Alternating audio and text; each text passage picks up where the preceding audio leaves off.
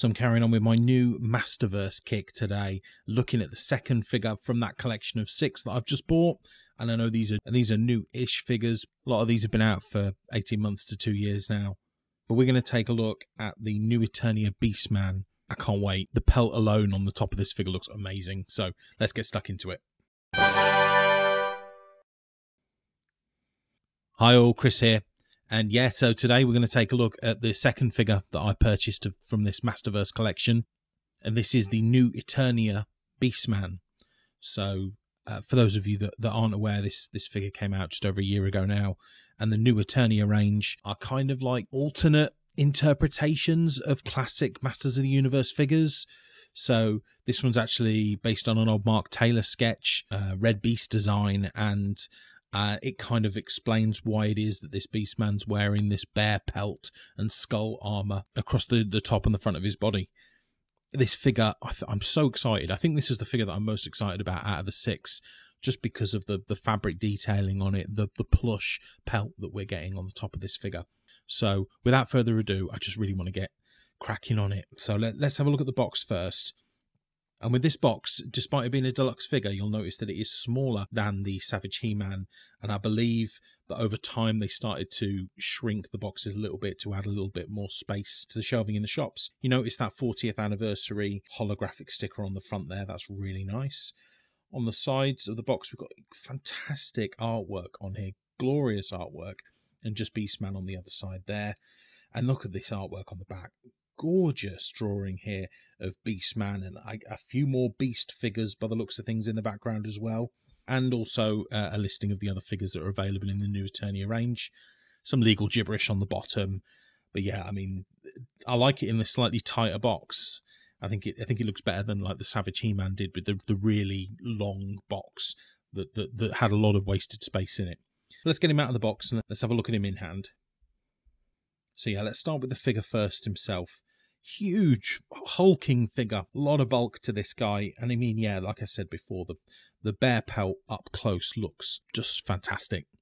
I can't believe how impressive that is on the top, and really does just create this huge silhouette that, you know, when you take it off, and we will take it off in a bit, you'll see how much smaller that looks. And just looking down the figure here as well, I've gotten to the bottom here and you'll notice me fiddling around with this armor. But it means all of the armor that's sitting on his arms and his legs is removable. So you can play around with the armor that's on there if you feel that it adds too much bulk to the figure. You can absolutely remove it if you want to. But yeah, I'm loving the sculpted detail on this figure. Really, really like the blue on it as well. And yeah, well, as you see here, the head to the bear pelt is removable. It doesn't stay on strong, so we'll just remove that for now. And we can just have a proper look at this pelt. Yeah, love it. I think it's just adds something extra to this figure that you don't get at this kind of price point very often. I'm a huge fan of sort of fabric accessories on these sorts of figures. Loving the armor detailing as well, though. I mean, you can see the sort of textured detail that they've put on the front of this armor. I think that's really impressive. Let's have a quick look at articulation, though. So, decent head movement, full 360 head movement on the head there. And there is a reasonable up and down on there as well. That's not too bad. Nothing crazy. Reasonable T-pose on the arm there. There is swivel. If I can move it, the armor does kind of block it there, but there is swivel at the top of the arm as well. There is also a double joint in the elbow, as you can see there, but obviously the bulky musculature on his arm does kind of block the arm moving in a great deal. Really nice twist and pivot and bend on that wrist, so I like that. There is a decent ab crunch on there as well. I mean, the armor does block it a tiny amount, but again, this armor is all removable, and there is a good spin in the waist as well. There's good movement in the top of the leg, good bend there, and a swivel. There is a double joint in the knee. Again, the armor and the muscles do block that a little bit. There is a twist in the bottom of the leg, and there is a reasonable amount of bend and swivel in the ankle as well. So as articulation goes, I think that's pretty good. I just think, like I say, that, you know, the mold of this figure means that some of the larger muscles just get in the way of really making the most out of those double joints.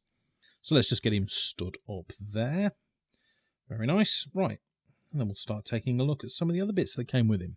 So as I said before, the head of this bear pelt is removable, and it doesn't click in place. It does just sit on his head. So you will notice that when you're trying to pose his head in a few different angles, this bear pelt might not play ball. But I think that the sculpt itself on it looks really excellent. Lovely level of detail on the fur, on the plastic part of the bear pelt, really. And also, I love this newly sculpted spiked club. I think this is a great bit of kit. Huge accessory as well. You know, it really is such an oversized club for an oversized character, really. There are two additional hands that come with this. So these are two gripping hands that come with the figure separately. So on the figure at the moment, you've got one more relaxed hand and one clenched fist fighting hand. And then we come to his classic Beastman whip. And I really like the level of detailing on this as well. It's like a face on the front there. And then the sort of fabric longer whip part means that it really does feel like a fluid accessory as opposed to a single long piece of plastic. So I really like that. And I think what we'll also do here is I'm just going to show you how easy it is to take off this newer Beastman style armor and pelt so that you can put him back to a more classic Beastman look. This is kind of the beauty of the new Eternia range. We can really go back to a classic Beastman look if we want to. So I really like the fact that you get almost two different styles of figures here. So first thing to do, you take the head off and then you can just slip that armor off straight away. And you can see that this bear pelt is attached to the skull armor. So very easy to do there. Now what we can do is slip on the more classic Beastman look with moulded plastic armor. No fabric on that there, but that's not a problem. And we'll just slip that over. And that just tightens on the back. I think what I'm also going to do is take off the armor around the wrists, just to remove a little bit of that bulk. I really feel like the classic Beastman is a little bit more streamlined than what we're seeing here. So I think just to help a little bit, we'll take a little bit of that armor off. But I'm going to leave the leg pieces and the shoulder pieces on. And then we can just slot his head back in place like that. And there we go. Classic Beastman.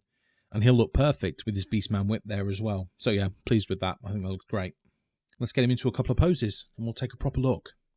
So we've got him first with that new look pelted armor back on. And I'm just so impressed with how this figure looks up close.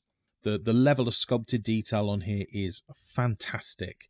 And I just can't get over how huge this figure feels. It's a 7-inch figure.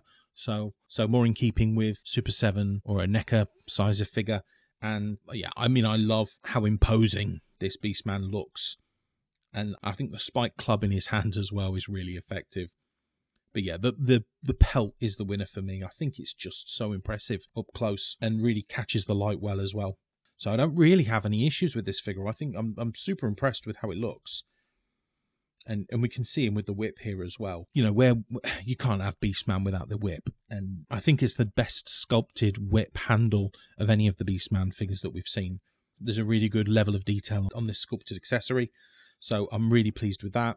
I think one of the minor issues that I have, and you'll see it as the figure spins, is the colouring changes on the torso. So he's got a really nice bright orange colour to his arms and his legs and his head. But then when you look at the torso, it's like a muted colour, like they've gone crazy with the dark wash, and it's just ruined the colouring on there. And I don't know why that's happened, and I don't know if it's something they corrected later, but yeah, not massively pleased with that. It's not something that I would say is hugely visible from the front, especially with the bear pelt covering it. But when you see the back of the figure, yeah, you can definitely see those tonal changes between the colouring. So that's a bit disappointing. But I think in general, I'm super pleased with the figure. I really, really like the fact that I can change him to classic Beastman or more of a classic Beastman look. And I think he still looks really effective, really imposing, really large without that bear pelt on. I'll definitely be posing him with the bear pelt, don't get me wrong, because I love it. But yeah, I still think he looks really good without. But I mean, as I've said before, Masters of the Universe figures is something that I'm really new to. This is something that I've only just started looking at. And I know that the range I'm looking at isn't brand new. But I do think that, as I've said before, the price point of some of these figures at the minute is ridiculously low. And I think if you are looking to get into Masters of the Universe or Masterverse figures, now is the time to do it, because these figures are crazily priced. I got this for under £10, brand new, from a chain high street shop as well. So I am I'm really, really pleased with how this looks, and I've got no problems building out this collection despite the fact that it's not brand new. And I'm going to continue looking at new figures in other ranges, but I just like the fact that I'm picking something for me. I'm building a collection of figures that, you know, really remind me of my youth and watching Masters of the Universe when I was a kid. So yeah, I mean, I'll keep looking at these figures, and I know that they're probably not hitting the numbers because they're not as current, but I don't care. I just love them, and I'm going to continue to keep looking at them. But please jump into the comments and let me know what you think of this figure. Is this something you've collected, or is this a figure that you've been looking at? Like I say, the price point is so low. If you're looking for an entry into collecting Masters of the Universe, I think this is the way to go at the moment. So yeah, drop into the comments and let me know what you think of this figure. Please consider dropping a like on the video. That would be incredibly helpful to me. And also, why not come and join this community by subscribing to the channel as well? We would love to have you here, doing loads of great reviews at the moment, and we're also going to be looking at some retrospectives of some more retro toy lines in the near future. But that's it from me today. I think this is a definite thumbs up. I love it. And if you're interested in newer Masters of the Universe figures, why don't you check out this Masterverse video next? Thanks so much for joining me today. I hope you all take care. Bye-bye now.